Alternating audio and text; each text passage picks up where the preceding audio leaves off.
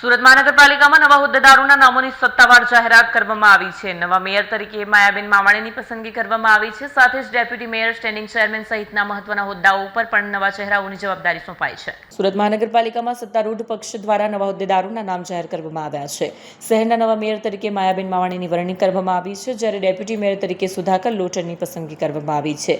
આ ઉપરાંત સ્ટેન્ડિંગ કમિટીના ચેરમેન તરીકે રાજન પટેલને ફરી એકવાર રિપીટ કરવામાં આવ્યા છે। શાસક પક્ષના નેતા તરીકે અલ્પાબેન મહેતાની જવાબદારી સોંપવામાં આવી છે, જ્યારે દંડક તરીકે ઉર્મિલાબેન શૈલેષભાઈ ત્રિપાઠીની નિમણૂક કરવામાં આવી છે।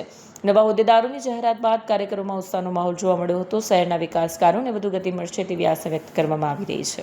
સુરત શહેરમાં મેયર તરીકે મારી જે નિમણૂક થઈ છે, તો સુરત શહેરના વાસીઓ હું એટલું કહીશ કે પ્રાથમિક સુવિધાની જે પણ જરૂરિયાત છે, જે પણ પ્રશ્નો છે, તે હું હંમેશા કટિબદ્ધ રીતે સોલ્વ કરીશ અને સૌનો આભાર વ્યક્ત કરું છું, જેમાં નરેન્દ્રભાઈ મોદી સાહેબનો, તમામ નેતાશ્રીઓનો, મારા સંગઠનનો, 30 વોર્ડના ચૂંટાયેલા મારા તમામ કોર્પોરેટર મિત્રોશ્રીનો પણ હું અહીંયાથી આભાર વ્યક્ત કરું છું અને 30 વોર્ડના કોર્પોરેટરો સાથે રહી અને વોર્ડના તમામ પ્રશ્નો ઉકેલવાનો હું પ્રયત્ન કરીશ।